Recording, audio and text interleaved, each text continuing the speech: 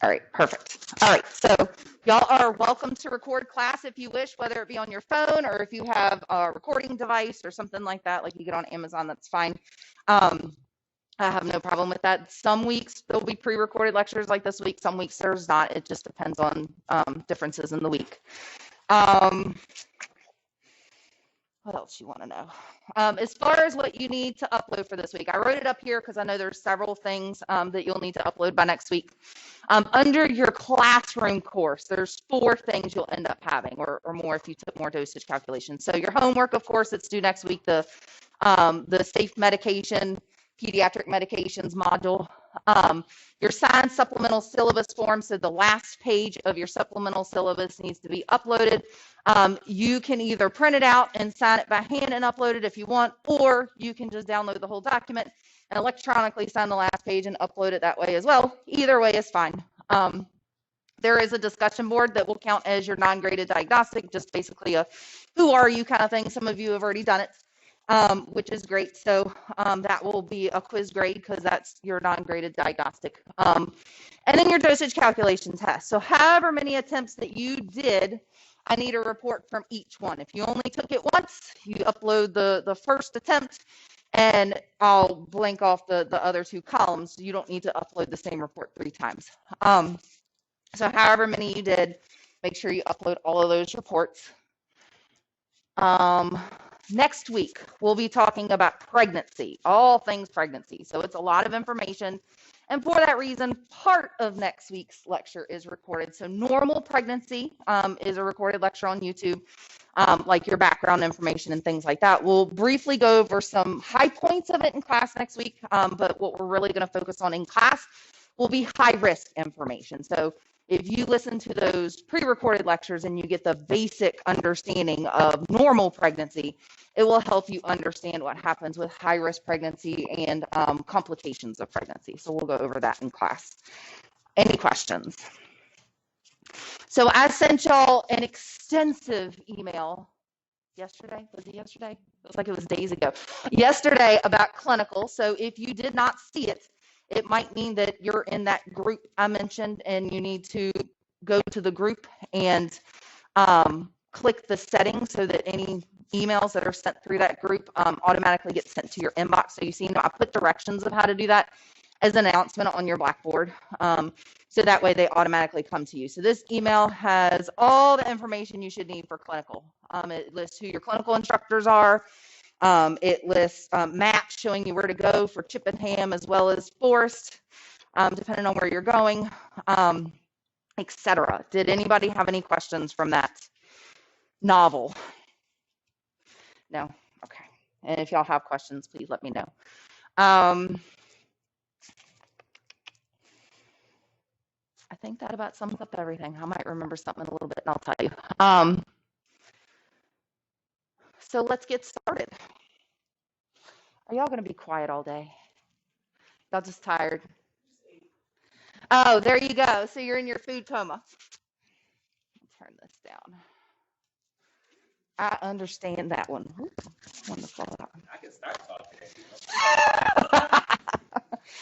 Then your medical problem of too much talk too muchosis kicks in.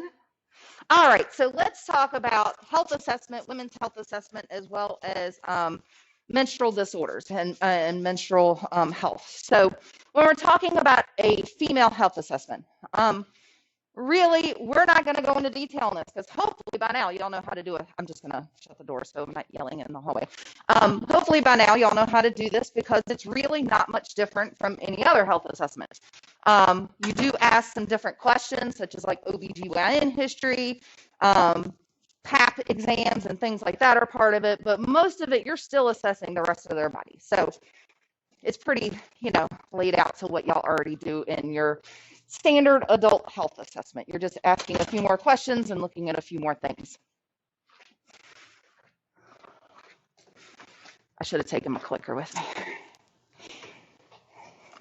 So normal anatomy. Again, I'm not teaching you this because you've had A and P and hopefully you know it.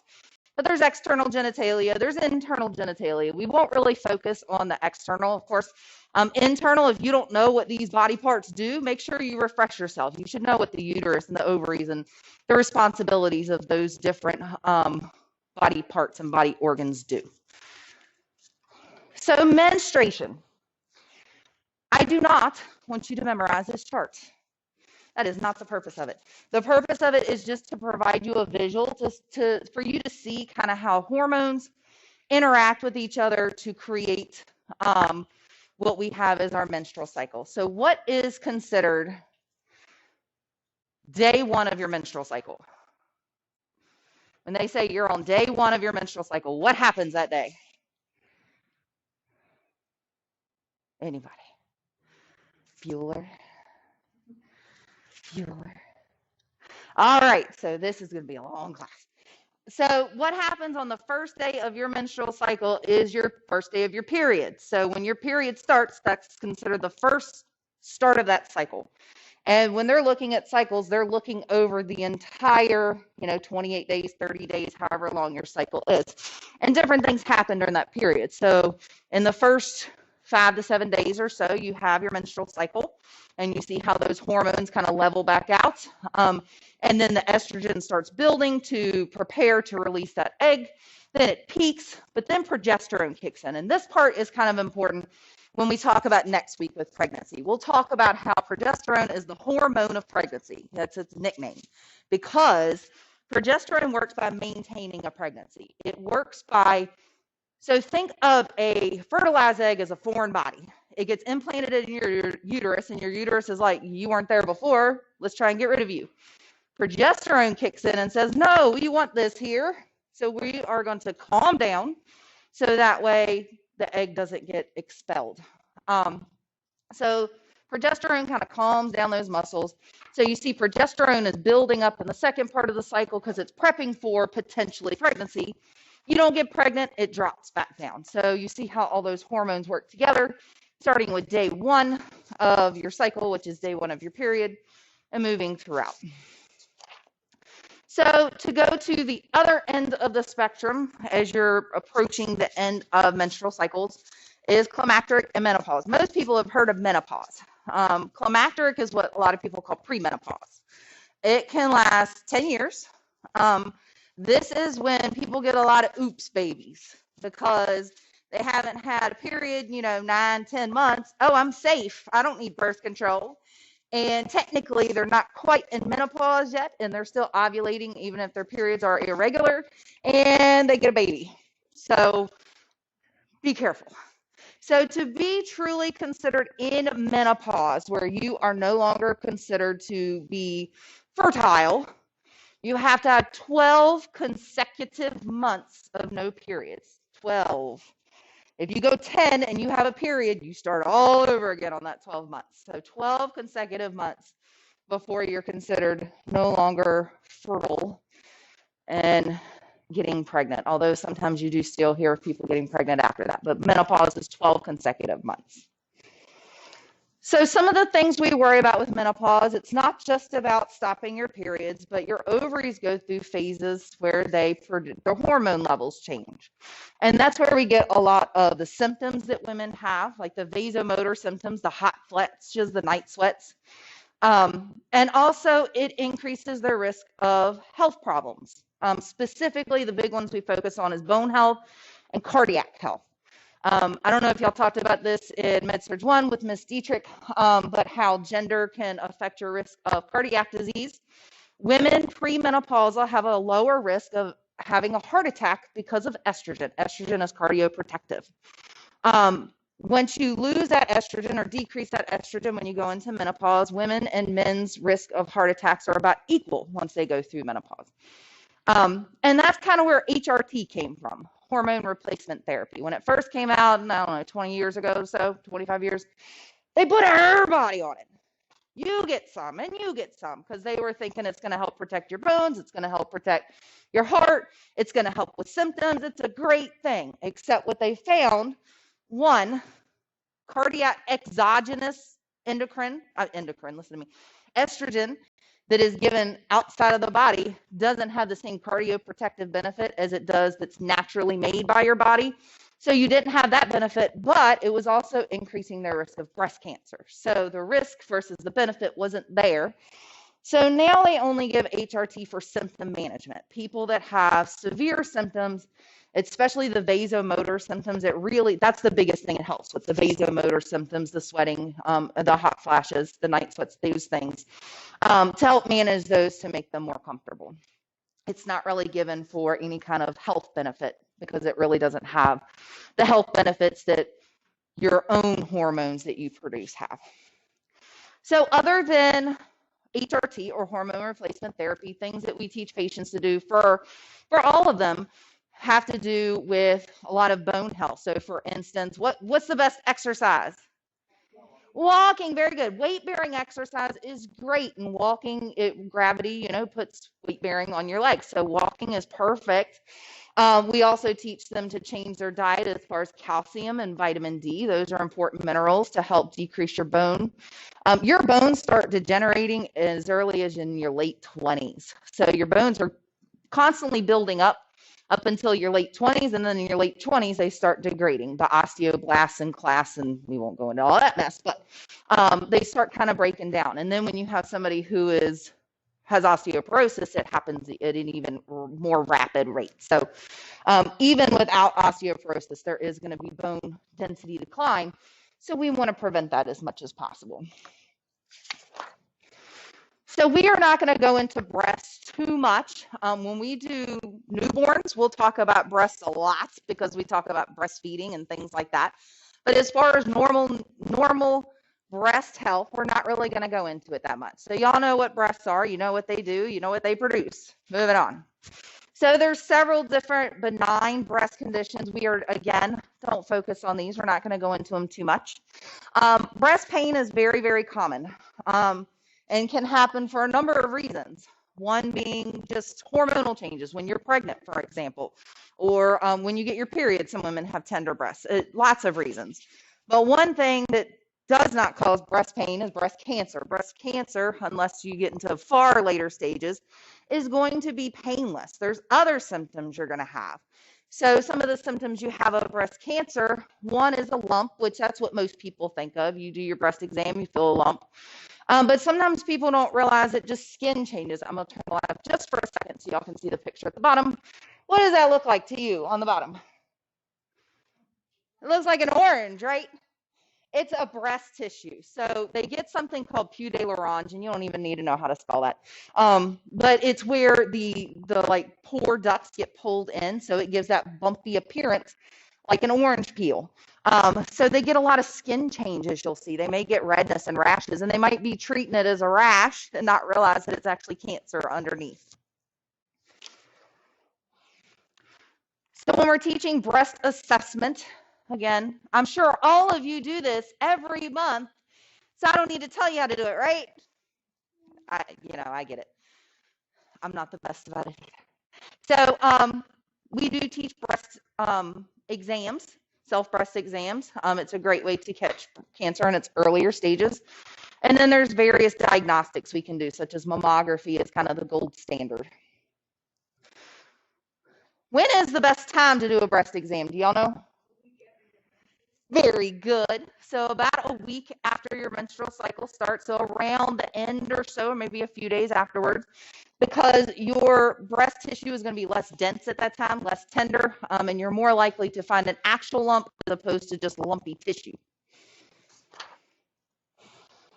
So there are various treatment modalities. Again, we are not going into the treatment modalities too much.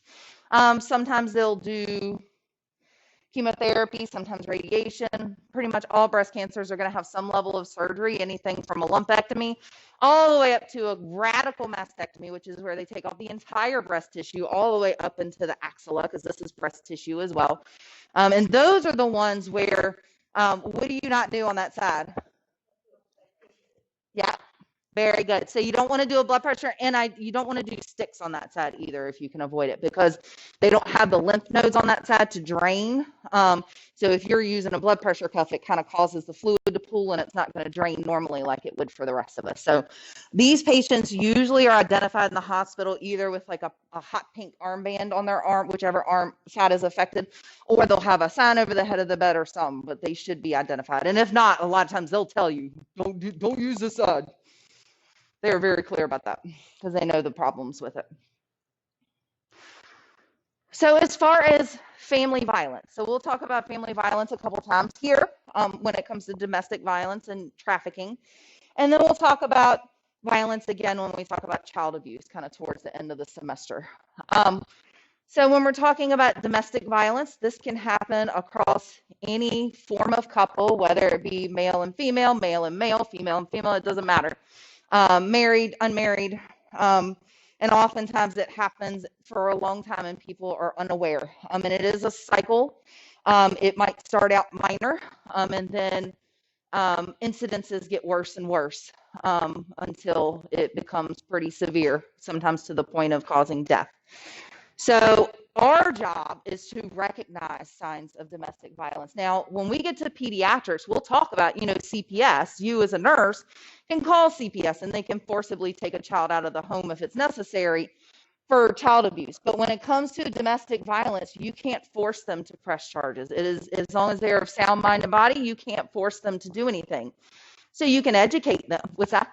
But isn't it that if the police happen to come, let's someone call the cops and police come and they see that one of the individuals, even though they don't want to say that something happened to them, they are hurt, can't the police do something about it? They can investigate, but unless the person wants to press charges, not really. Like they can file a report and show that, especially it's good to have those reports even if charges aren't pressed, because then they can see the pattern. If they're constantly getting, say, calls to this house, then they have a lot of paperwork to back it up. But unless that individual doesn't want to press charges, they can't really go anywhere with it. Which makes it kind of hard because these women and men, I say women, but it is majority women, but men get stuck in these relationships as well.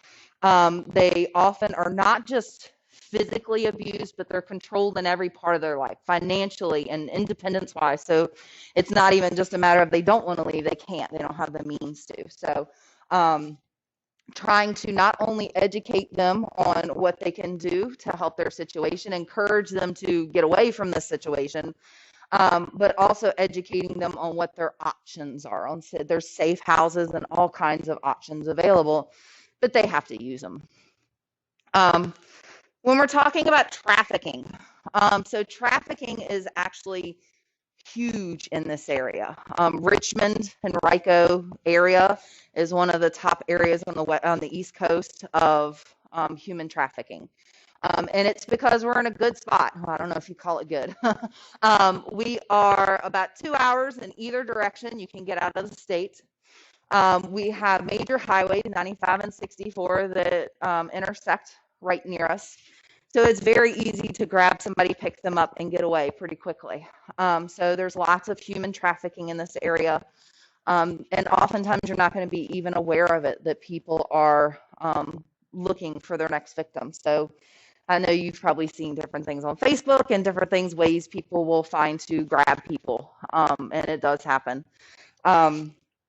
So being aware when patients come into your facilities is our biggest thing with nurses. Just keeping your feelers up. If you see something that seems suspicious or odd, you don't necessarily have to report it immediately, but document everything, especially in cases of violence or if things seem weird.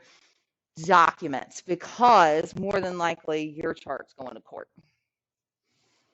We talk about legal wise, you should always document very carefully in case your chart ever goes to court. In these cases, it's probably going to court because they might need it for prosecution.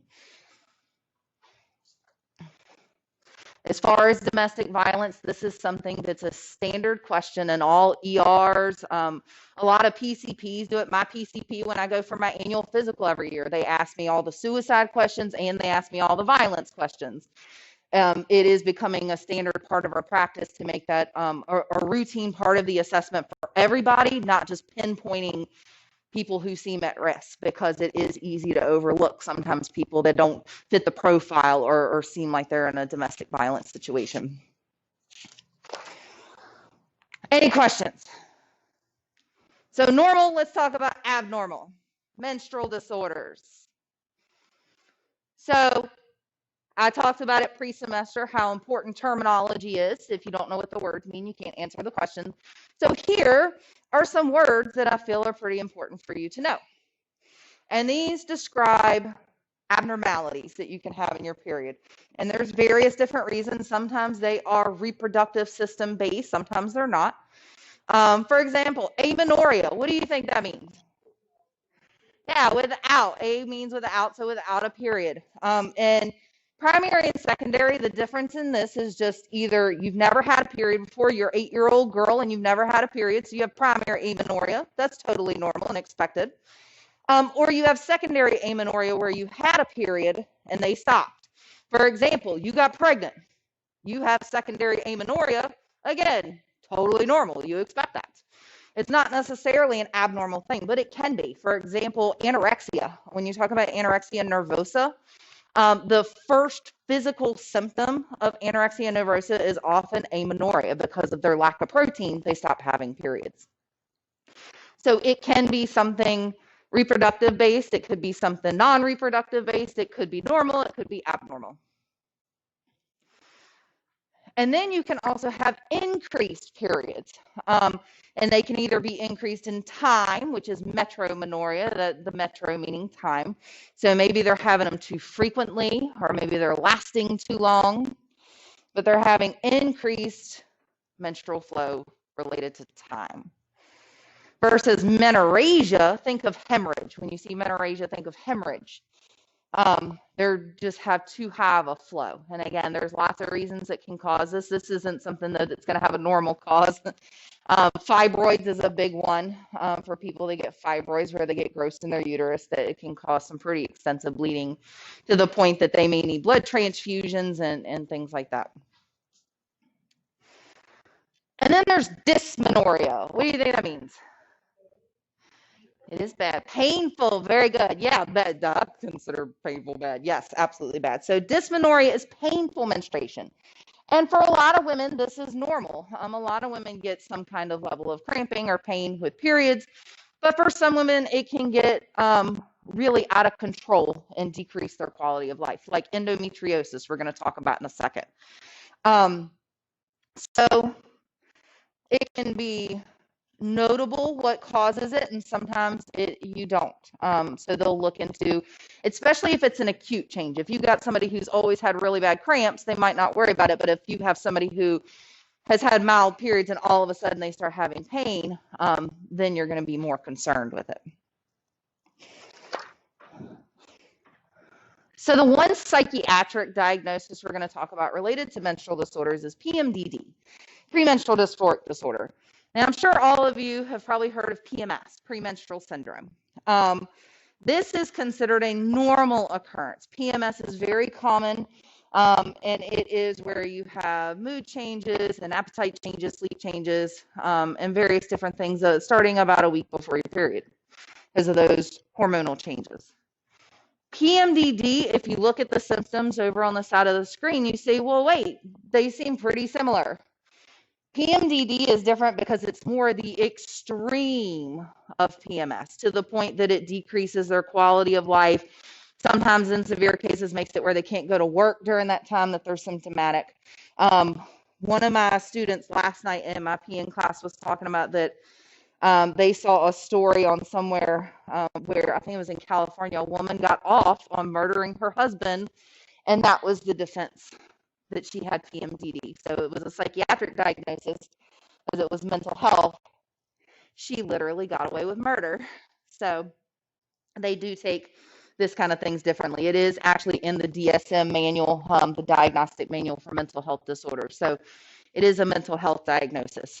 So PMDD is more common than you think. Studies show about 10% of women actually have this, but it's not something that many people have heard of. That kind of goes with psych in general. A lot more people have mental health disorders than you know about because people don't talk about it. It's stigmatized. So as far as treatment, there's dietary treatment that you can use. One dietary measure that really helps is increased carbohydrates. Imagine having a reason to eat increased carbs before your period. It's great. So it really does work for helping regulate their moods and improve their symptoms, increasing carbohydrates and decreasing caffeine, because you know caffeine is a stimulant, so it can increase irritability. Now, aside from diet, you can also take medications. Usually the SSRI group, and we won't go into specifics on the meds. Your selective serotonin reuptake inhibitors. Prozac specifically is the most common one that they use. That's the only drug that's actually FDA approved for this. There's other drugs they'll use as like off-label uses, but that's the one that's FDA approved. And there's a couple ways this is used, which I'm not sure how the other one works because did y'all talk about psych meds in pharm? Yeah, so y'all know a little bit about some of them. So as you know, psych meds don't work typically right away. A lot of them take about 4 to 6 weeks to kick in. They build up in your system. So one way you can take the Prozac in this case is take it, all month. Makes sense. But for some women, it actually works for them to start taking it about 2 weeks before their period starts, and then they stop when their period begins. And they're only taking it during that time period, and it works. I'm not sure how. I still don't understand the logistics of that one, but it is a FDA-approved method. And their symptoms do typically go away about the first day of their period because that's when that progesterone drops back off. You didn't know you were getting psyched today, did you? All right, so endometriosis. That's the last one we're going to talk about as far as menstrual disorders. A lot of people have heard of endometriosis, but might not necessarily know what it is. Endometriosis is where you have your uterine lining, your endometrial tissue, that's supposed to stay inside your uterus, and it ends up getting outside of your uterus, and it implants on other parts inside your abdomen. Those little blue spots you see are signifying where the endometrial tissue gets out, and it implants on the outside of, say, the intestinal lining or the perineal wall, the outside of the uterus instead of the inside, wherever it is. So tissue moving around in and of itself is not that big of a deal. The problem with endometriosis is this tissue is specifically endometrial tissue that's designed to respond to hormones when you're having your cycle. So when you're having cyclical changes, like cramping, for example, that tissue is going to respond no matter where it's located, whether it's in the uterus or not. So when you have tissue all up here in your abdomen that is responding to those hormonal changes and causing cramping and pain like you would normally have in your uterus, then you have more diffuse abdominal pain. A lot of times it starts as just cyclical pain where they start having more painful periods. And then it'll kind of transcend into, as it progressively gets worse, to all month long, they'll have pain. And typically treatment of this is aimed at quality of life because it can get so severe to really decrease their quality of life. It is the #1 reason for elective hysterectomies because that's the only way you're really going to cure it. There's medications. They'll use medroxyprogesterone. Most of you know that is Depo-Provera, the injectable contraceptive. That progesterone decreases the reactiveness of the tissue, but it doesn't really get rid of the problem. It just helps with symptoms. They can do something called an ablation where they actually go in and kind of cut out the extra tissue. The problem is the problem's going to come back. It doesn't go away. So really the quick and easy cure, I guess you would say, is to do a hysterectomy and get rid of the problem. So 2 big symptoms you see with endometriosis. One is the painful dysmenorrhea, and the other one is painful sex, dyspareunia. It's up there somewhere. Yeah, there we go. dyspareunia right in the middle. So those are your two big symptoms that you see with this. Man, how did I say all that in 30 minutes? Y'all's hand hurt yet? Any questions on any of that we just talked about? Nothing. All right. So let's talk about gynecological infections. So we're not just talking about STIs, sexually transmitted infections. We're talking about gynecological infections because we're going to talk about a few that are not sexually transmitted. They can be just because you can transfer the bacteria, but not sexually transmitted in the sense of that's the only way it's transmitted. So as nurses, when it comes to gynecological infections, and again, you may experience this anywhere you work, whether it is the ER, whether it's a long-term care facility, whether it's a med-surg unit or an outpatient clinic. Any of these places you can experience, as long as you're caring for women, gynecological infections. So this is information you can take with you outside of just women's health. So our big job as nurses, one, is to identify behaviors that are high risk and educating these people on their behaviors and ways to minimize their risk. For example, if they have 4 sex partners and they're only using oral contraceptives for birth control, that could be a problem because they are not preventing any kind of sexual transmission of infections. So educating them on methods they can use for both if they need to.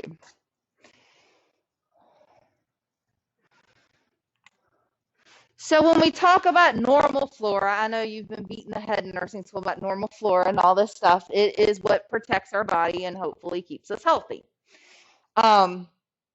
So there's a couple big things that contribute to our flora as far as good healthy bacteria as well as pH. All of your body areas that go to the outside of the body, have a high pH. Think of your stomach. Your stomach has lots of hydrochloric acid for anything that goes in. Hopefully it destroys the bacteria. Your urinary tract, high pH with the urine. Same thing with your vagina. Low pH, acidic. And it will hopefully create an environment where bacteria can't live. So when you have things that affect your pH, or when you have things that affect your normal healthy bacteria, that's where you get increased risk of some of these non-sexually transmitted infections, like yeast infections, for example, your Candida. Some women are very susceptible to them. You have women that come into the ER and they're like, if you're giving me an antibiotic, you might as well give me some diflucan to go with it because I know I'm going to get a yeast infection if I take that antibiotic. Some women are not as susceptible. So any factors, and if you look at these factors, a lot of them are the same things y'all learned about med-surg about preventing urinary tract infections. So they kind of go hand in hand.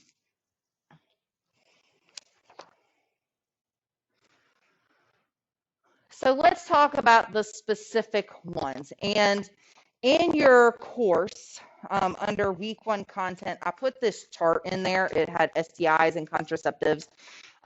If you want to use it to take notes on, that is up to you. I'm a person who likes charts and putting things in blocks instead of paragraphs. So if you want to use it, great. If not, that's okay too, whatever suits you. So we are going to talk about all of these. So these are non-viral, so bacterials, protozoals, and fungals.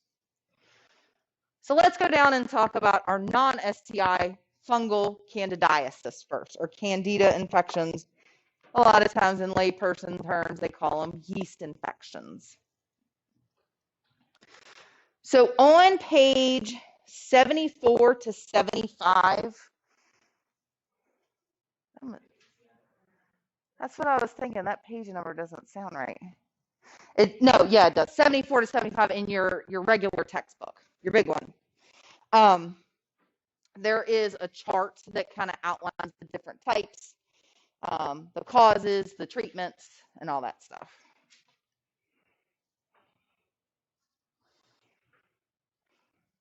So with Candida or Candidiasis, again, this is not sexually transmitted. Now, you can transmit the fungal spores and get an infection as well, but as far as being considered sexually transmitted, it's not, because there's other things that can cause it. And again, a lot of things that affect your normal flora or affect your pH are what contribute to this. Just having your period can increase your risk, because menstrual flow actually creates an alkaline environment. So some women are susceptible because of that. Douching, which is something that I don't think people really do like they used to. It used to be a big thing like in the 70s and 80s, where you put fluid up into your vagina with the idea to flush it out, essentially. Actually makes the problem worse, because you're changing the pH. People would use it as a birth control method back then, figuring, you flush all the sperm out and you're not going to get pregnant, right? Except it made the problem worse, because it just pushes them further up. So that's one of the things that you see that causes it. Again, people that take antibiotics, sometimes when they take antibiotics, they'll get a yeast infection really easily. Ones that are more susceptible to it. So symptoms, and I'm sorry for all the food references that we will be using today. If you like cottage cheese, I greatly apologize, but the discharge for fungal infections typically looks like a white cottage cheese thick kind of discharge.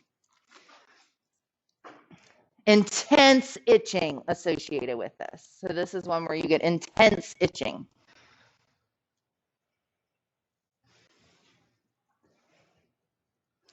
So as far as treatment, there's a couple of modalities. I mentioned diflucan, which that is a prescription, so you can't get that over the counter, also known as fluconazole. Don't forget your your generic names. So fluconazole, which is great because you just take it as a one-time pill. And a lot of times women, when we have them in the ER or whatnot, we'll give them 2 prescriptions and tell them if it doesn't go away or it comes back to take another one a week later. But ideally, 1 pill, 1 time, and it takes care of it. Over the counter, where you don't have to go to a doctor, there's creams and suppositories like your monostats. And those help with not having to go to the doctor. And can be effective.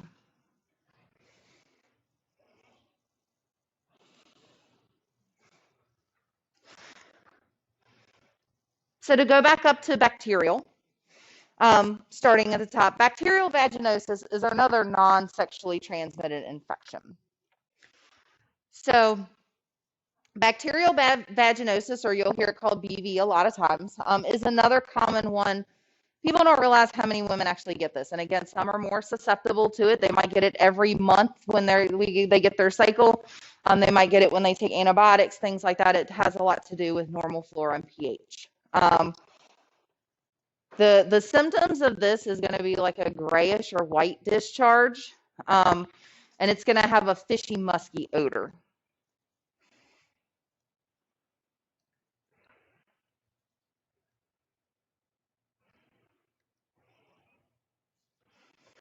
So treatment for BV or bacterial vaginosis is Flagyl or metronidazole.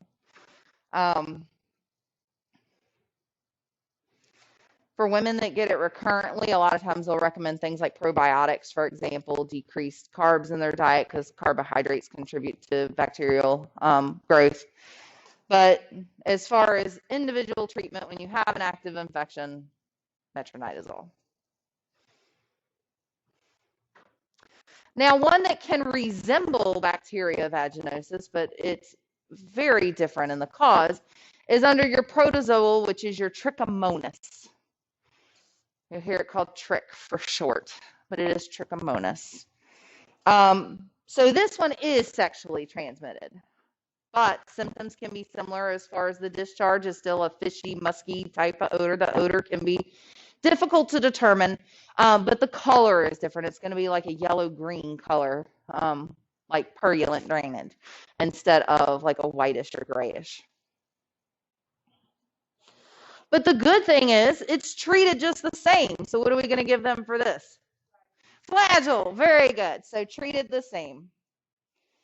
What do we always teach our patients not to do on Flagyl? Yes, no alcohol for at least 24 hours before and after on the treatment. Will make you vomit from your toes, from what I've heard.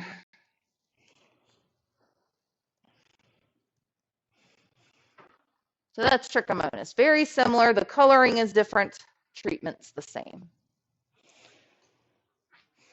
So let's talk about the rest of our sexually transmitted bacterial infections. Chlamydia and gonorrhea. Those are the most common ones that you see.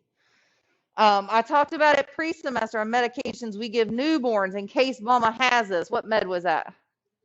Very good, the erythromycin. So we give babies erythromycin in their eye, just in case mama has chlamydia or gonorrhea, and that will keep baby from getting conjunctivitis, which will then keep baby from going blind. So chlamydia and gonorrhea, especially with chlamydia, the most common symptoms are no symptoms at all. They can be completely asymptomatic. They may not know they even have chlamydia unless they go, say, for their annual physical, their GYN, and they test for it when they do their PAP. Which in a minute we'll talk about how not recognizing that that you have it can be a problem. So chlamydia and gonorrhea, oftentimes we do test for these at the same time if they have symptoms or potential exposure, even if they don't know what they've been exposed to. We will test for both and treat for both. So we do cultures that come back in, say, 2 to 3 days, but say you're in the ER, you have a patient that you test them for chlamydia and gonorrhea, and you call them in 2 days and say, hey, it's positive, you got to come back and take your medicine. How likely do you think that is going to happen? There's a chance they are not coming back. So we just automatically treat them while they're there. So our treatments is, if they just have chlamydia, we will give them azithromycin.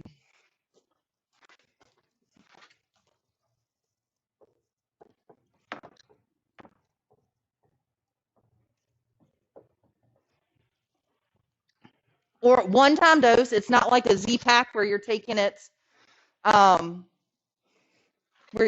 for several days. They just get a one-time dose of azithromycin so that it's easy to give in the ER because we give it and then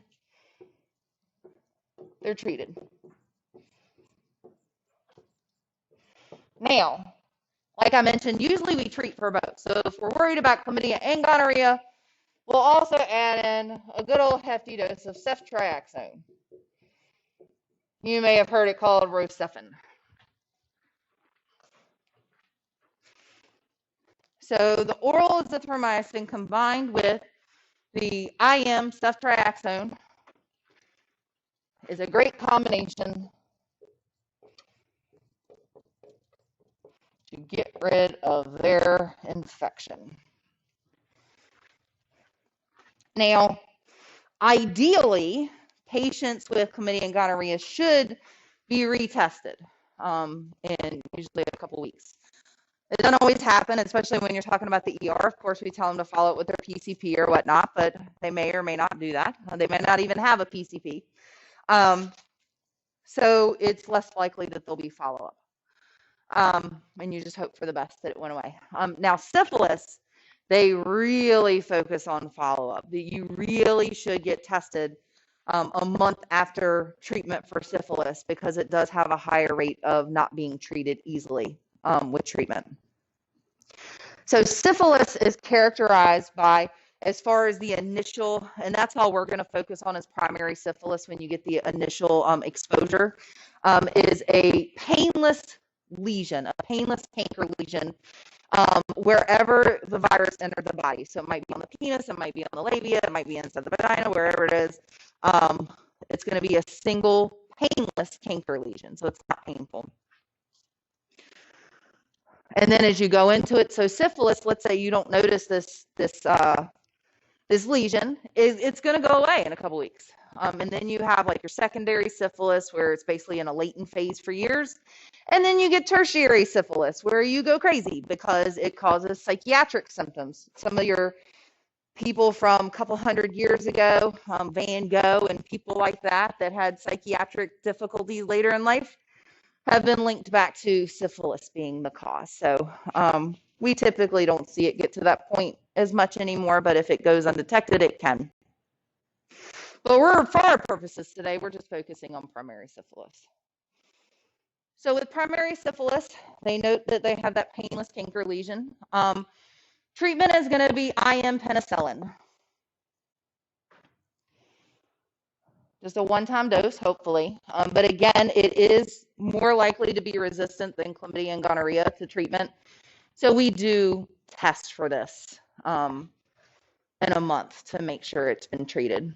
Syphilis is far less common than chlamydia and gonorrhea. When I worked in the juvenile prison system over at Bon Air, and on every child that came in to be admitted to the facilities, we did a full, and when I say full assessment, I mean full assessment, including STI testing. And we usually had a handful of chlamydia and gonorrhea positives every week. But syphilis, and the whole time I was there, we had 2. So it's pretty uncommon, but it is still out there. You especially see it in long-term care facilities. Old people are funny. They are definitely not lacking in that department of getting some, let me tell you. STIs are rampant in these places because they're not using protection. They can't get pregnant, so who cares? And then they're spreading it to everywhere. So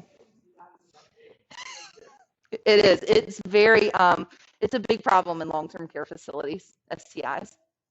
And syphilis is more commonly seen in that older population than the younger one. You know, even at that age, they can't keep it in their pants. What am I going to say? So the last one that's listed on bacteria, we're really not going to talk about today. We're going to focus on that one more next week because group beta strep, or GBS, you'll hear it called, we really don't care about unless you're about to have a baby, because GBS is very common. It's kind of part of your normal flora. A lot of women have GBS. It lives in your vagina. It just hangs out. It doesn't do anything. It doesn't cause symptoms. It just kind of lives there. The reason we worry about GBS is and they test for it, any of you that have had babies, they do a swab, usually around 36 weeks or so during your pregnancy to see if you have it. And if baby passes through the birth canal and you have GBS and you don't get antibiotics to treat it before you give birth, baby can pick it up and become septic. So this is more something we care about in our pregnant women, not so much in the general population. So I mentioned about chlamydia and gonorrhea, how you may not know you have it because the most common symptoms are no symptoms at all. Well, this can create something called pelvic inflammatory disease. So PID is what you'll typically hear it called. Pelvic inflammatory disease is where you have one of those bacterial infections. Syphilis can do it as well. A BV can actually do it if it goes undetected or untreated, because sometimes women have chronic BV and they just choose not to treat it anymore. Where it actually ascends up into your upper reproductive organs. So it starts out in the vagina, your infection, and then the infection goes up into your uterus and your ovaries and your fallopian tubes, and you get a raging infection. These are not people you're going to give them some ceftriaxone and send them home. These are people that are going to be admitted because they're going to need some IV antibiotic therapy. When they come into the ER, they can't even stand up straight because they're in so much pain. They're hunched over trying to walk because they're in intense abdominal pain. You can die from this. It can cause a pretty serious sepsis. So the long term, so that's the short term problem. You can die of infection. You got to get some IV antibiotics. Long term, it very commonly causes infertility issues. And the reason for this, you see how big those fallopian tubes are. They are not supposed to look like that. You can kind of hardly tell where the fallopian tube ends and the ovary begins. They are not supposed to be that inflamed. So whenever you have inflammation, you have scarring. There's different levels of scarring. In really severe cases like this, that scarring that happens in the fallopian tube, where you've already got a small tube, can partially or completely occlude that fallopian tube. So in that case, it's not that they're not producing eggs, they just can't get out. It also greatly increases the risk of ectopic pregnancies, which we'll talk about ectopics next week, because it might just be a partial occlusion of the fallopian tube and the sperm are small enough, they get in, they fertilize the egg, but then that egg can't get back out and it ends up implanting in the fallopian tube. So this is pretty serious. What makes it worse is that once you've had it, you're definitely more susceptible to get it again. So women who have had this have to be very mindful of anything that could increase their risk. So anything that's inserted into the vagina or the uterus is usually contraindicated, like tampons, for example. They shouldn't use tampons ever again. They should never get an IUD, an intrauterine device, which is a form of birth control we're going to talk about in a minute. It looks like a T kind of. It's either plastic or copper, and it has strings that come down, and because it's a foreign body you're putting into the uterus, it should not be there because you can increase the risk of getting sick from it.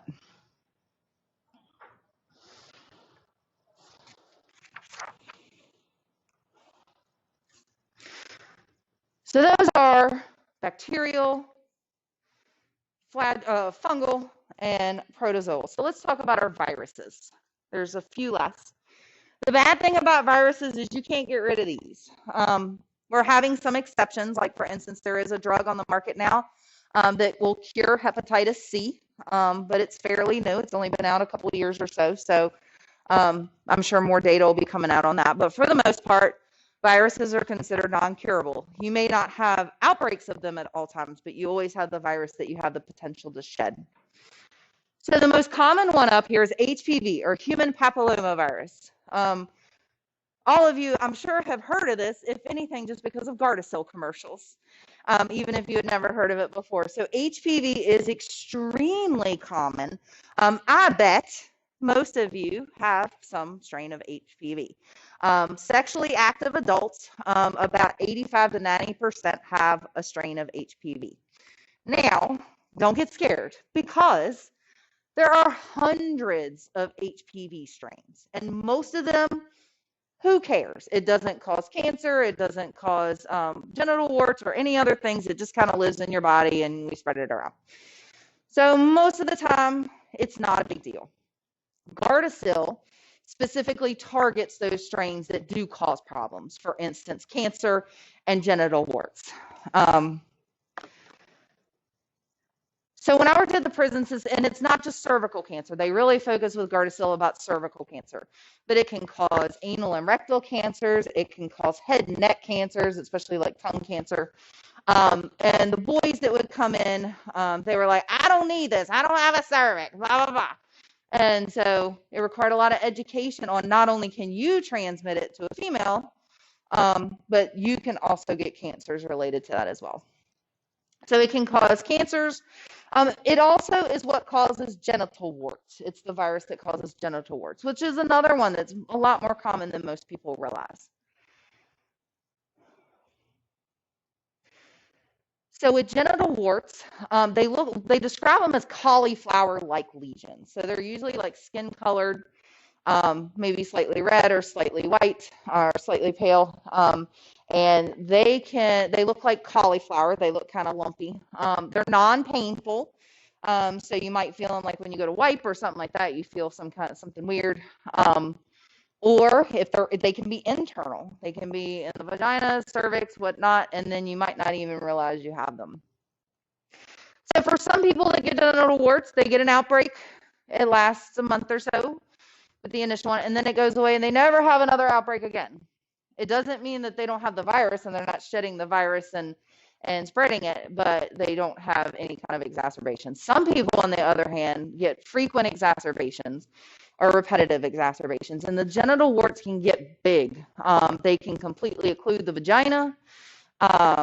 They can cause pain. The treatment with genital warts is really just management of the lesions, like cryotherapy. I can't imagine what that would feel like, but cryotherapy, where they freeze them off.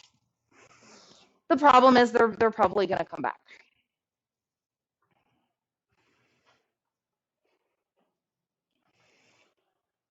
So another virus that most people have heard of is herpes simplex, or HSV. And there's more than two types, but type 1 and type 2 are the two big ones people focus on. Type 1 is oral, type 2 is genital. And of course, you can get those back and forth. You can get type 1 on your genitals and type 2 oral, and I'll let you use your imagination of how that happens. But they are very contagious. It's easy to spread HSV. So with HSV, you have lesions that look, they're clusters of vesicles, clusters of fluid-filled lesions. If y'all ever seen chickenpox or shingles, it looks very similar. It's just on mucous membranes because they're in the same family. Herpes and varicella are in the same general family of viruses. So again, just like the HPV, they have recurrences. So they don't have the lesions all the time. They'll go away, they'll be dormant, and then they'll have outbreaks. There's various different things that cause outbreaks. Stress can do it, whether it be physical stress or mental stress. If they get sick, it can increase their risk, that physical stress. So sometimes it's just unpredictable how often they get those outbreaks. As far as treatment, you can't get rid of HSV. You've got it, and you've got it for life. They can give you medications to treat the outbreaks, like acyclovir, for example, your antiviral. It can decrease the intensity and help it go away faster, but it's not going to take care of the virus itself. One important thing we'll talk about regarding pregnancy is delivery. You cannot have a vaginal birth if you have herpes. This falls under that category of infections we'll talk about called torch infections. Torch infections are specific infections that if you give birth to a baby or you're pregnant when you contract the illness, it can cause permanent complications to baby, up to including fetal demise. So HSV, for example, can cause not only baby death, but it can also cause pretty significant cognitive impairments if they contract it passing through the birth canal. So vaginal births are highly not recommended. Yes, ma'am.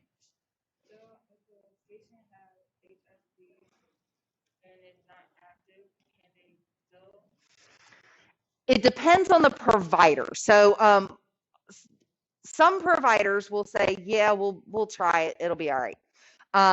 Some providers are like, I'm not taking the chance. No.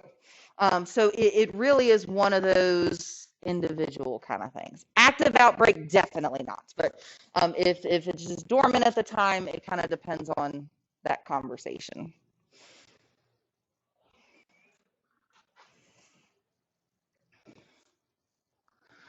So hepatitis, again, they're just like HSV, there's more than 3 types, but we'll just focus on A, B, and C. A is non-sexually transmitted because how is it transmitted? Y'all remember? Yeah, the fecal oral route, so contaminated food and water. So that's what makes hepatitis A a little bit different. It's not sexually transmitted. It's also not permanent like B and C.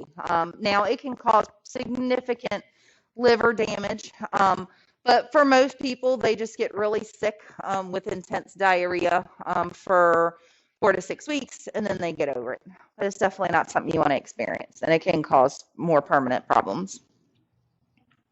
B and C are the ones that are sexually transmitted. They can either be sexually transmitted or transmitted through contact with infected blood, such as sharing needles, accidental needle sticks, things like that. B is the one that we have a vaccine for. In fact, all of you have had it or you wouldn't be here. C, we do not have a vaccine for. But lots of studies have shown if you get the B vaccine, it improves your ability to not contract C. So it does have a little bit of a protective benefit. What's something I was going to say? I don't know what it was. I don't know. So last one, HIV. I will not go into the specifics of HIV because y'all did a whole chapter on it in Med-Surg. We're just going to talk about the specifics of HIV that matter to us in this class.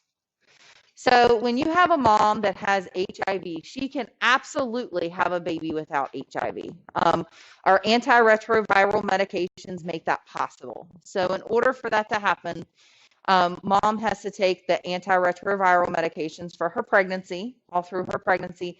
And typically they'll give the baby the medication for about the first 6 weeks of life or so to make sure any exposure to the virus doesn't multiply and cause infection. But it is very possible for women to have babies that are not infected. Now, they don't recommend breastfeeding if you have HIV, even though no studies have been able to show that enough virus gets transmitted in breast milk to cause infection. You don't want to take that risk. You don't want to take the chance. So it's something that there is an alternative means. So they are recommended to feed with formula. Another thing that is important for pregnant women is they definitely should never have a vaginal birth. And it's not because of specifically the birth canal. It's because of increased risk of blood exposure, cross-contamination. So you would think a C-section, they're cutting your abdomen open, you'd have a greater risk of coming in contact with blood, but it's a more controlled environment. When you're doing a C-section, you're using a scalpel, they're pulling away the edges, they're cauterizing, so there's actually less risk of blood-to-blood contact. When you give a vaginal birth, there's tearing, there's all kinds of potential contact that can happen. So they should not have a vaginal birth either because of that. So if you wanted full color pictures, well, guess what I have for you? Name that STD. Oh, yes. I'm saving these for when my kids become teenagers. Yes, I'm that mom. Where's my button? Okay, so what do you think this is right here? It is BV, bacterial vaginosis. So lucky we don't have smell-o-vision, but if we did, it would have a musky, fishy odor. And it's got that whitish kind of colored discharge. It might be a grayish color or even clear. How about this one down here? Yes, very good. Your Trichomonas. So the consistency of the discharge looks kind of similar, and they typically have a similar odor. But you notice the color's different. This is like a yellowish, greenish color. How about this one right here? Yes, that's your good old Candidiasis or Candida or yeast infection. Severe itching, white cottage cheese-like discharge. Now, what do you think of this one? Oh, I'll give you a hint. It's not genitals. It is. So here's your tonsils, those big old inflamed tonsils. This is gonorrhea. So gonorrhea can occur not only in the vagina and the penis, it can occur in the throat. And again, I'll let you use your imagination of how that happens. But when patients have symptoms of gonorrhea, this can look very similar as far as when they have like penile discharge or things like that. They'll have like a yellowish kind of discharge if they have symptoms at all. Looks kind of like strep or mono, but ew. So let's see our viruses. What do y'all think this is? It is very good. HPV specifically, this is the genital warts that you get from HPV. So you see it's like skin colored. It's kind of bumpy. It just looks like lesions that are not infected. They would be non-painful. What about this? Very good. This is syphilis. You see they have that single canker lesion, typically painless as well. If it's not noted, it will go away and end up leading to tertiary syphilis if they don't realize it. What do you think of that? Herpes, very good. Now, I will tell you, this picture specifically is not herpes, it is shingles. I guess a lot of people don't like to post their HSV infections on Google, but it looks very similar. It's that cluster of vesicles where you have the fluid-filled lesions. It will just be on mucous membranes. And then what do you think of this one? Hepatitis. So this yellowing, especially of the sclera, indicates jaundice. Jaundice you associate with liver. So this indicates that they have some kind of liver impairment, possibly from hepatitis. Any questions? All right, y'all take a break so that you can digest all those pictures. Come back at 5 minutes till, so 15 minutes. I'm going to take that off the big picture so nobody walking by. Yes. For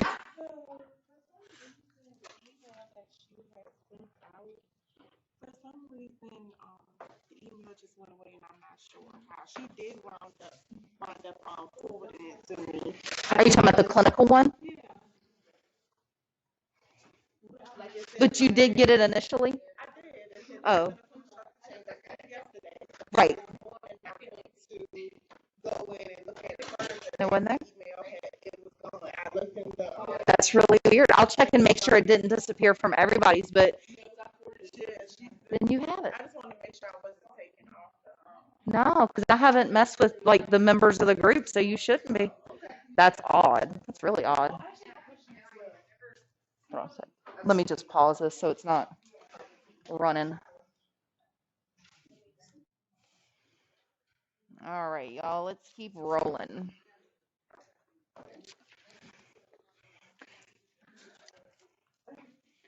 So on the section on contraceptives, we're not going to just go directly through the information.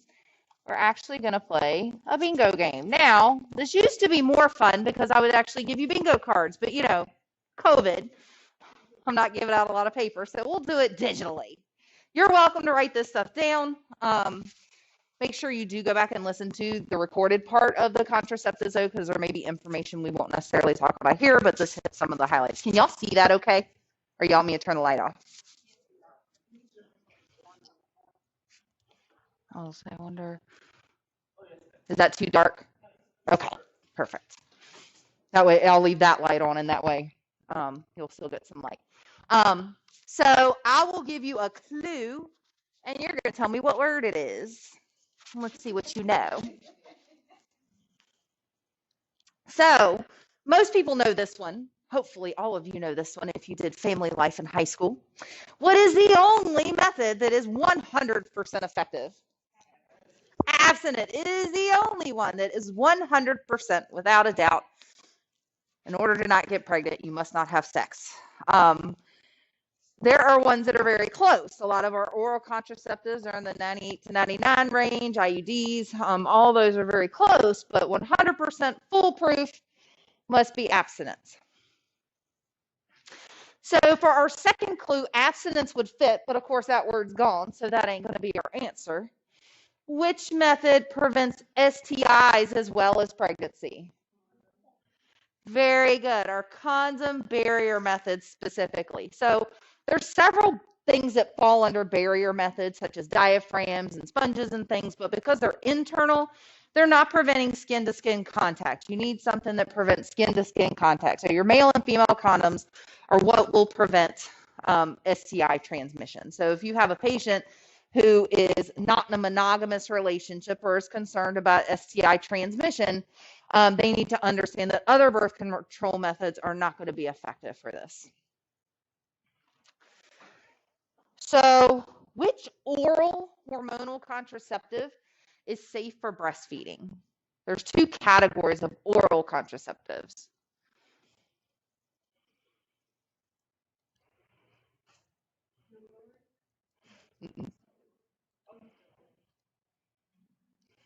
I'll give you a hint. It's got OCP in the name up here. Yeah, progestin oral contraceptive pills. So there are tons of oral contraceptives on the market, but they all fall in two broad categories. You either have estrogen and progesterone, your combined type, or you have progesterone only, or progestin. When it comes to estrogen being used by a mom who's breastfeeding, it greatly diminishes their milk supply. So they should not use any kind of birth control method that incorporates estrogen. So they can use the progestin only. You'll hear it sometimes called the mini pill. People will call it in lay terms. It still works just as effective. It just only has progesterone in it. Lots of the other methods that are up there, they're not oral methods, but they also contain progesterone only. Like your NuvaRing, for example, that's a progesterone only. Your IUDs have progesterone only, so those can be used when you're breastfeeding. Your medroxyprogesterone, the Depo-Provera that you get as an injection, that's progesterone, so you can get that breastfeeding. As far as oral wise, they can only take the progesterone ones, or should only. So how long do sperm survive in the vagina? 3 to 5 days. Those things just don't want to die. So this is where natural family planning can be difficult. Natural family planning is where you're using methods, whether it be the calendar or whether it be temperature changes, assessing your body to determine when you're ovulating. So that's fine and dandy, except if you had sex 5 days ago and then all of a sudden you check your temperature and your temperature goes up, because that's what happens. It goes up about a degree when you're ovulating. 5 days after sex, your temperature goes up a degree. Uh-oh, that might be too close. So which hormonal contraceptive is most likely to cause weight gain? Yes, Depo. Medroxyprogesterone is the name that you will see because it's the generic. Yes. And it is the #1 reason that people stop taking this medication. It was the reason I stopped taking it. Yeah.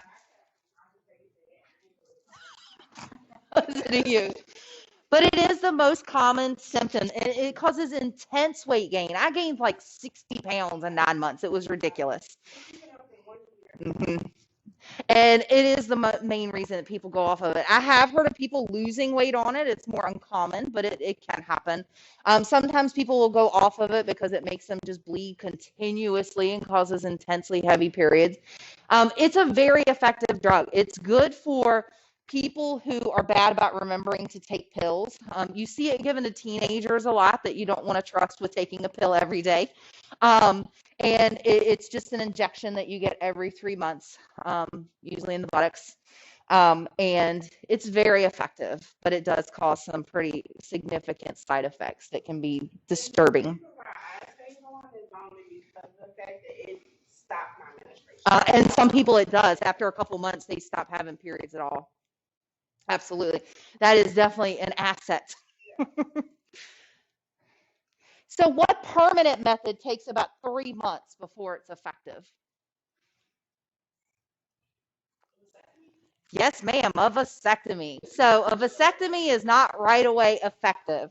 And that's where you can get some oops babies. If they're not educated well enough on follow-up after a vasectomy, they think they are fine and dandy, and they are not. It takes about 3 months or 20 ejaculations before you are cleared to not be fertile. So, and that's because even though you're clipping the vas deferens, there's still sperm lined up in the vas deferens ready to be ejaculated, so etc. So ideally, patients should be coming back and doing a sperm sample to make sure that they're cleared. But at least 3 months, because it does take time to clear the system. So what method is contraindicated in a patient with a history of pelvic inflammatory disease? I mentioned this one. IUD, your intrauterine device. So your intrauterine device, again, it looks kind of like a T, and it usually has 2 strings that come down off of it into the vagina, and it has kind of two methods of how it works. It does release a continuous steady dose of progesterone, so it helps decrease ovulation, but it also acts almost like as a barrier to prevent, if that egg does get fertilized, to keep it from attaching to the uterine wall. So it kind of has like a twofold process. There's a couple different brands on the market. Most people think of, God, what is the name of it? Thank you, Mirena. My mind went blank. I was getting ready to say Moderna, I guess because I've been seeing all the COVID, you know. Oh, Lord. Mirena, that's probably the most common one you see. That usually right now it lasts 5 years. They are trialing. They're doing trials to make it to see if it can last for 7 years. So yeah, yep, that's a new one that they've come out with. I'm not sure. I think that one's 5. Is that one 10? I know the copper IUD is 10, and sometimes they'll use that as like a plan B method. But the Mirena right now is 5, but I expect it's going to be extended in the next few years as far as how long you can use it. Where was I? There we go. What decreases effectiveness of oral contraceptives, and a backup method should be used if you're taking this? Most women know this one, even if they're not on oral contraceptives. It gets beat into their head. If you are taking an oral contraceptive and you take an antibiotic, you need to use a backup method. And it's really specific antibiotics, and I don't want you to memorize which specific one it is. Usually this is given as a blanket education to women. Use a backup method for the whole month, as it doesn't just disrupt it while you're on the antibiotic, it disrupts it until you start your next pill pack. There's other classes of drugs as well. Barbiturates is one. Barbiturates interrupt the effectiveness of oral contraceptives, as well as seizure medication. So women who have seizures can't take oral contraceptives if they're medicated, because the medications will interfere with the effectiveness of it. So what method requires daily self-assessment of their physical characteristics? I mentioned it already.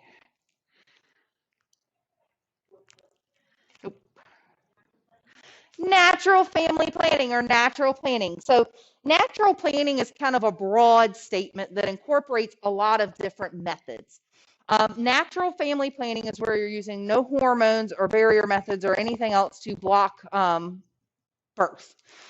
You use your natural body characteristics. So it does require daily self-assessment. It's not where you can be like, oh, I think I should have my period around the 10th, or I think I ovulate around the 10th, so I'll do it then. You have to have a consistent everyday assessment to know your baseline and compare. So part of natural family planning is the calendar method, or you'll hear it called the rhythm method, where you actually know based on when your cycle, how your cycle runs, how long your cycle is, when you are ovulating.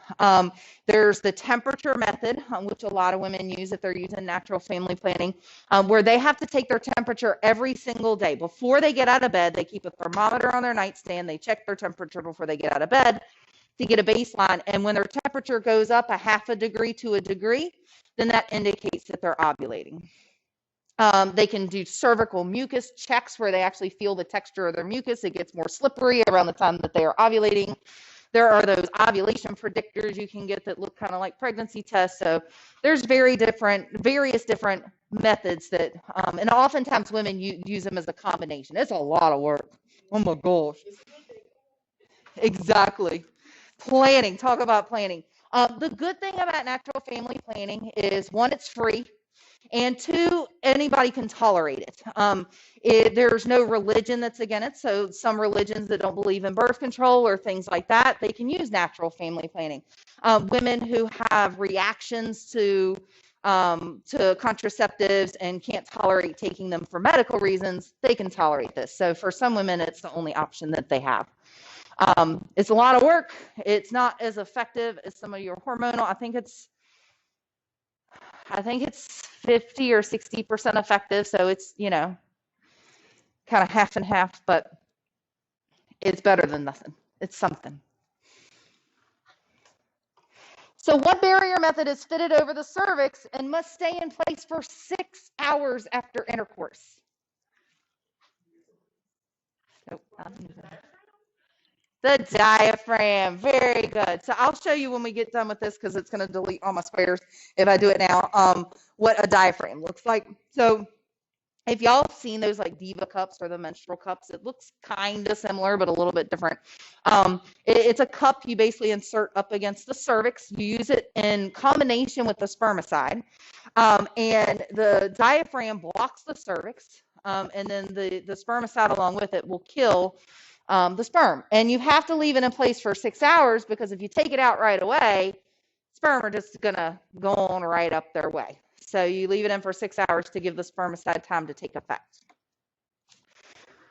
You can put it in up to 2 hours ahead of time, so it does take some planning. I don't personally know. I wouldn't think so, but and you do have to get fitted for it. That's another thing. You can't just go to CVS and pick up a diaphragm. You have to go to a gynecologist. They have to fit you for it. They have a ring system where they actually figure out what size you are. If you gain or lose more than 20% of your weight, if you have a baby, or every 5 years you have to get refitted. So it's not a easy thing. I wouldn't think it would. I know people that use NuvaRing. Sometimes they'll take it out for intercourse because they can feel it. So, I mean, using a diaphragm for intercourse, I don't know. It doesn't seem like it would be comfortable, but honestly, I don't know of anybody personally who's ever used one, but I'm sure they're out there. So what method increases risk of blood clots, especially in smokers? Yes, your estrogen, progestin, oral contraceptive pills. So I mentioned that there's two broad categories, progesterone only, and then your estrogen, progestin. These are the ones where women are warned if you're over 35 and you're a smoker, you shouldn't take these because it increases your risk of blood clots. And it's specifically the estrogen. So progestin is a safer method.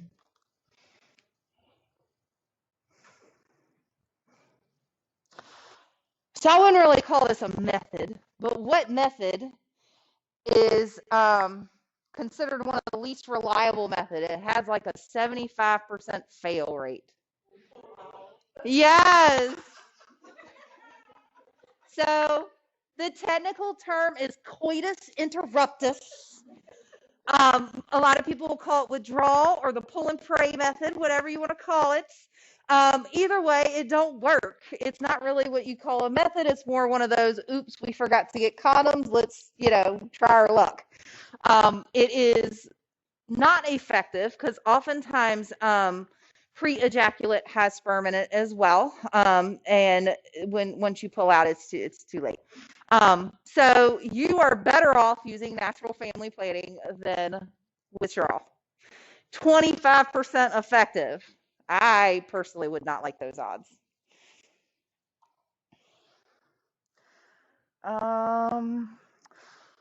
Which one of these is a common side effect after an IUD is inserted? Cramping, very good. So it's very common when an IUD and intrauterine device is put in to have cramping. The difference is how long it lasts, whether it's concerning. If it only lasts a couple days, that's fine. That's normal. You just put a foreign body in your uterus, and your uterus is going to try and get rid of it. So you're going to have cramping. It's fine. Now, if it lasts beyond a couple days, that could indicate either perforation or something like that. So it's not so much that they have cramping, it's how long it lasts. If it lasts more than a couple days, they need to see their healthcare provider. So I'm sure you'll get this one because it's the only other time up there. How long does an unfertilized egg survive after ovulation? Up 24 hours. So those babies don't last very long once they are released if they're not fertilized. But if the timing is right between the 3 to 5 days of the sperm and the 24 hours of the egg, then you have a baby. So what method should be used within 72 hours of unprotected sex? Plan B, very good. So Plan B was very controversial when it first came out because people thought of it as a method of abortion, and it's not. Plan B, there's three kind of main methods, I guess you would say. There's one pill that you can go to your doctor and get. There's one pill that you can go to the pharmacy and get behind the counter that you don't need a prescription for. And then you can also get the copper IUD and go to your OB or OBGYN within 72 hours, have it inserted. And it prevents implantation of that fertilized egg if you have a fertilized egg. And that's why it's not an abortion method, is because it does not prevent or it does not kill the fetus that's been implanted. So once that fetus is implanted, it's not going to do any good. That's why you have to use it within 72 hours. All Plan B does is prevent implantation. So if you have that fertilized egg, it's going to cause it just to never attached to the uterus. So more than 72 hours, it's not effective. I know, right? Congratulations. I know, it's so much better when we have paper ones. So what is considered a permanent method in women? Yes, tubal ligation. Very good. So this is called tubal ligation, where they go in and disconnect the fallopian tubes, or they block them. So there's two kind of methods. The older method that sometimes is still used is where they actually clip the fallopian tubes and tie or burn the ends, or both. Now this is effective right away. You've completely separated that tube. There is no highway going. Nothing can get through. It's effective immediately. The second method that's becoming more and more popular is where they actually take a coil and put it in the fallopian tube and let it sit there, and then scar tissue will build up around it and block the tube. The problem with this is kind of like vasectomy. It takes a couple months to be effective because you got to have time for that scar tissue to build up. Still just as effective, but it does take time. It's not effective right away. So what method is inserted into the vagina once a month? Yes, the NuvaRing. Very good. So the NuvaRing is this kind of soft, pliable silicone ring that is inserted into the vagina. You insert it and leave it in for 3 weeks. Take it out for a week to have your period, and then you start a new ring the next month. It seems to be something that either people really love or really hate. There doesn't seem to be much in between with that one. I find it most interesting.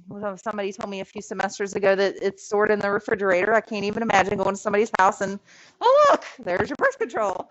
You know, but it is effective. It is, I don't think, as popular as it was when it first came out, 15 years ago or so, 10 years ago. But it is a method that some people like. So one of the ACHES warning signs for oral contraceptives, what do you think? ACHES, A-C-H-E-S. It is headache. Very good. Hey, wait a minute. Oh, I didn't take the other one off. Headache. There we go. So headache. So when you hear the ACHES acronym, and it's on the slide with the oral contraceptives, it's an acronym that helps us remember warning signs of complications of estrogen, specifically contraceptives. So A stands for abdominal pain. So if they have abdominal pain, they should see their provider. C is chest pain. So if they have chest pain, you know, that's never a good thing. That could indicate a clot in their chest, like a PE. If they have headache, if they have a severe headache, now some will cause, especially when they first started, a mild headache, but especially a severe headache, they need to see their provider. The E stands for eye problems, and what it's specifically talking about is either blurry vision or double vision. That could be a sign that they have a clot in their brain.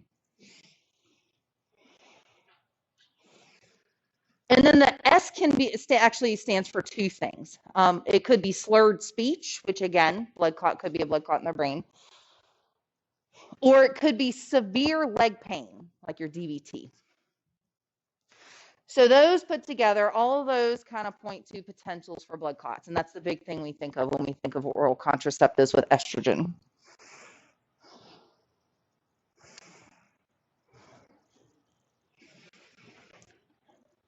So which method is inserted subdermally? Implanon. Very good. So there's different brands on the market. There's Norplant. This is just one example. So if you've never seen an implant, it looks like a rod. It's about this, a little bit bigger than like a pencil lead, the actual lead that's inside a pencil. Usually it goes in your arm. You can feel it under the skin. You'll feel like a rod under the skin, and it usually stays in either 5 years or 10 years, depending on the brand. And it releases hormones continuously through that time, progesterone specifically, and decreases your risk of pregnancy. This is another one that's either a love it or hate it kind of thing when people have it. Sometimes people get them taken out because it makes them just bleed continuously. sometimes people start having irritation in the site. They were super popular back in the 70s, maybe early 80s. And then they all got taken off of the market because of side effects. Sometimes the rod would migrate. I think I even heard of some cases where it got into the bloodstream, but so they took them off the market for a couple decades, and then they came back, and so far so good. So what method requires a woman to have regular periods in order to be effective? Rhythm method. Very good. So when we're talking about the rhythm method, this is also called the calendar method sometimes. So you have to have regular periods for it to be effective, because when you're counting up your day of ovulation using the calendar, you don't ovulate 14 days after your period, you ovulate 14 days before your period. So if they're irregular, by the time you know when your period happens, you can't count back 14, or you can and figure out, ooh, how big of a risk am I at? But preventative wise, it's not going to help. So, and it doesn't have to be 28 days. It could be 30 days. It could be whatever your period is, but you can't have, say, 28 days this month, 32 days this month, back and forth, because then you're not able to effectively plan when that ovulation happens. So what method decreases sperm motility and should be combined with a barrier?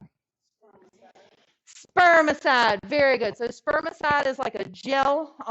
Spermicide and barrier methods should not be used by themselves, but when they're combined together, they're pretty effective. And they work together. The barrier method prevents or kind of occludes the cervix, and then the spermicide acts to kill the sperm. So by keeping that barrier in place, it allows the spermicide time to become effective. So what method is applied to the skin once per week? Yeah, the patch, the Ever patch. And this is another one. People love it or hate it. You get 3 patches to a pack. You put a patch on, it stays on for a week. You take it off, you put a new patch on. You do that for 3 weeks, and then you take it off in the 4th week and have your period. They can be applied anywhere on the body. They're usually clear in color, so they're not as noticeable. The problem with patches is dependent on how much adipose tissue the woman has, it can cause differences in absorption. So you can say it's 99% effective, but you're not necessarily, it could be decreased even when used correctly on somebody who is a larger size. So that adds a variability to it that can make its effectiveness unpredictable. So which of these is not considered a true method, and new moms should be educated on its effectiveness? Breastfeeding. So breastfeeding is nature's way of preventing you from getting pregnant while you're breastfeeding. However, if any of you have ever gotten pregnant while breastfeeding, you know it is not really a method, and it's not very effective. And it's actually pretty common for people to get pregnant when they're breastfeeding. So it is nature's way of decreasing the risk, but it's really only effective under the age of 6 months, the baby under 6 months. And it's only effective if you are breastfeeding around the clock every 2 hours every 2 to 3 hours consistently. So baby decides to sleep a little extra and sleep 5 hours one night, there goes your birth control. That's not a good day. And studies seem to show that it doesn't even work for pumping. Like it has to be actual baby to breastfeeding for it to work. Pumping doesn't changes the hormone releases or something, but it should not be considered. If a woman is kind of like, if I get pregnant again, that's fine. Then it's all right. But if they are dead set, they do not want to get pregnant, then they need to be made aware. This is not effective or should not be used as their only method. So which of these is a common cause of infertility? Obesity. It is the most common cause of infertility, and luckily it's a modifiable risk factor that can be reversed. You'll see people who are overweight or obese, they lose a bunch of weight and then they become fertile myrtle. And the reason for this is estrogen is very much associated with adipose tissue. So the more adipose tissue you have, the more it affects your production of estrogen. So it can affect your cycles. So you will see people, they'll lose weight and then all of a sudden they have no trouble getting pregnant. So it is reversible and modifiable and can be fixed. Now, I'm assuming y'all are probably going to know the answer to this last one. So what method can be inserted into the vagina up to 24 hours before intercourse? The sponge. Oops, I didn't mean to click it off. That one, the sponge. So that is some significant planning, y'all. 24 hours. But it can be inserted up to 24 hours ahead of time. With both the sponge and the diaphragm, they shouldn't be left in more than 24 hours after intercourse because, you know, things like toxic shock syndrome and infections. So let's go back and look at what they look like.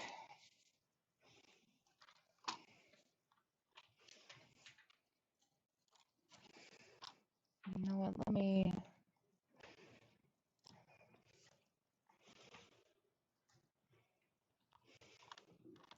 start from this side.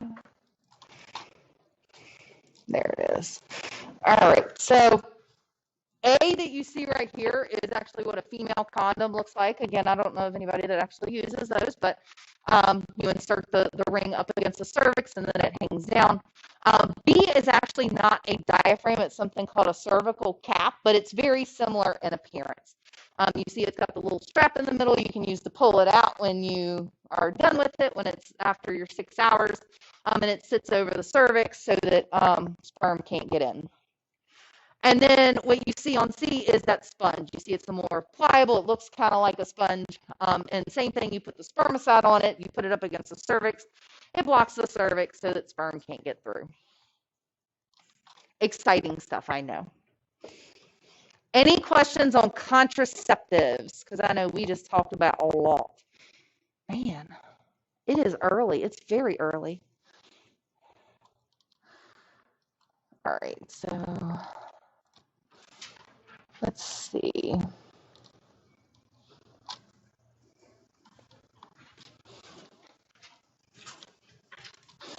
We're not really going to go into infertility too much. Infertility, you could literally have an entire semester class on infertility. Between the causes and the treatments and all the modalities, it's extensive. So we talked about obesity being the most common cause of infertility, which it is. It's modifiable, which makes it great. And that's one of the first things they'll look at. But then they may also do other testing.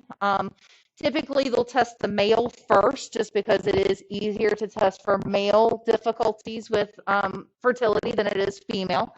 And then they'll start looking at causes. It could be hormonal imbalances. It could be anatomical difficulties, like where we talked about the pelvic inflammatory disease. They had it when that fallopian tube gets blocked. One of the most common drugs that they use is called clomiphene. You may have heard it called Clomid, is the trade name. Clomiphene helps encourage the ovaries to produce eggs, and sometimes it gets a little overzealous and they produce a bunch of eggs and then they have multiples.